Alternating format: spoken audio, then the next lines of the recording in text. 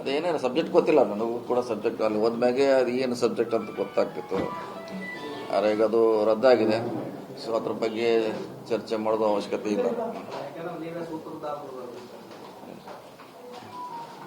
ಯಾರಾದ್ರೂ ಒತ್ತಡದಿಂದ ಕ್ಯಾನ್ಸಲ್ ಆಯ್ತಾ? ಅದು ಗೊತ್ತಿಲ್ಲ. ನೀವು ಅವ್ರನ್ನ ಕೇಳಬೇಕ್ರಿ. ಈಗ ಯಾರು ಮಾಡ್ಯಾರ ಅವ್ರನ್ನ ಕೇಳಿ. ನನಗದಕ್ಕೂ ಸಂಬಂಧ ಇಲ್ಲ. ನಾನು ಒಬ್ಬ ಅಮಾನಿತರಷ್ಟೇ. ಅದಕ್ಕೆ ನಾವು ಒಬ್ರು ಅದಕ್ಕೆ ಅಮಾನಿತರಷ್ಟೇ ಹೋಗ್ತಾ ಇದ್ದೀವಿ ಅಷ್ಟೇ ಸಭೆಗೆ.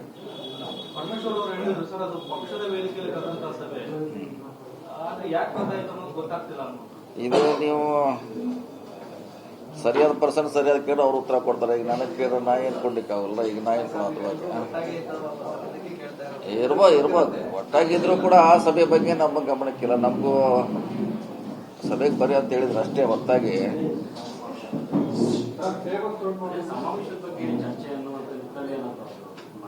ಯಾವ್ದ್ರೆ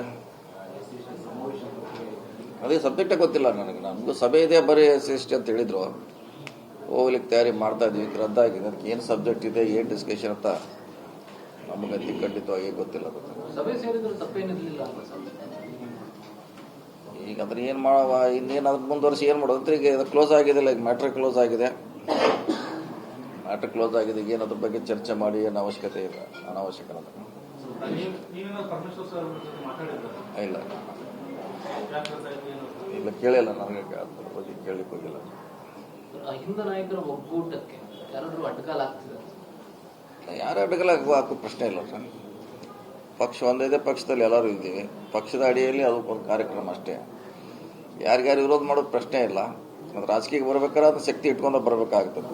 ವಿರೋಧ ಮಾಡ್ತಾರೆ ಅಂತ ಹಿಡ್ಕೊಂಡೇ ನಾವು ಅದಕ್ಕೊಂದು ಬ್ಯಾಲೆನ್ಸ್ ಇಟ್ಕೊಂಡೇ ಬರಬೇಕಾಗ್ತದೆ. ಅದು ಮಾಡೇ ಇದ್ದೇ ಇರೋದು ಸ್ವಾಭಾವಿಕ. ಈಗ ಪರಮೇಶ್ವರ ಹೊರಡಿಸಿರೋ ಒಂದು ಪ್ರಕಟಣೆ ರಾಜ್ಯ ಉಸ್ತುವಾರಿಗಳ ಸೂಚನೆ ಮೇರೆಗೆ ಮುಂದೂಡಿದೀವಿ ಅಂತ ಉಲ್ಲೇಖಿಸಿದ್ದಾರೆ. ಹೈಕಮಾಂಡ್ಗೆ ಈ ಮೀಟಿಂಗ್ ನ ಅಜೆಂಡಾ ಅಥವಾ ಮೀಟಿಂಗ್ ನ ಉದ್ದೇಶದ ಬಗ್ಗೆ ಹೈಕಮಾಂಡ್ ನ ಮಿಸ್ಲೀಡ್ ಮಾಡಲಾಗಿದೆಯಾ?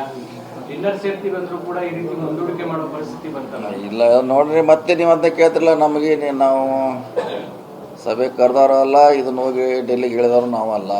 ಅಲ್ಲಿ ಡೆಲ್ಲಿಯಾಗ ಹೇಳಿದ್ರು. ಇವ್ರದ್ದು ಏನು ಅಜೆಂಡಾ ನಮಗೆ ಗೊತ್ತಿಲ್ಲ. ಇನ್ನು ನಾವು ಅದಕ್ಕೆ ಉತ್ತರ ಹೇಳಂದ್ರೆ ಏನು, ಮತ್ತೆ ನಾವೇನು ಹೇಳೋದು ಮತ್ತೇನೋ ಬರ್ದಾಗ್ತೈತಿ. ನೀವು ಎರಡು ಪಾರ್ಟಿ ಕೇಳ್ರೆ ಕರೆಕ್ಟಾಗಿ ಉತ್ತರ ಅಲ್ಲೇ ಸಿಗ್ತೈತಿ. ಮತ್ತೆ ನೀವು ನಮ್ಮನ್ನು ಕೇಳ್ಕೊಂತ ಹಿಂಡಿದ್ರೆ ನಾವೇನು ಮಾಡೋದು? ಈಗ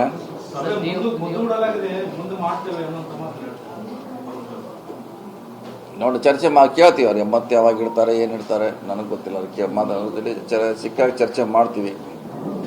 ನೀವು ಊಟಕ್ಕೆ ಕರೆದಾಗಲೂ ಕಂಡು ಬಿದ್ದಿತ್ತು ಸರ್.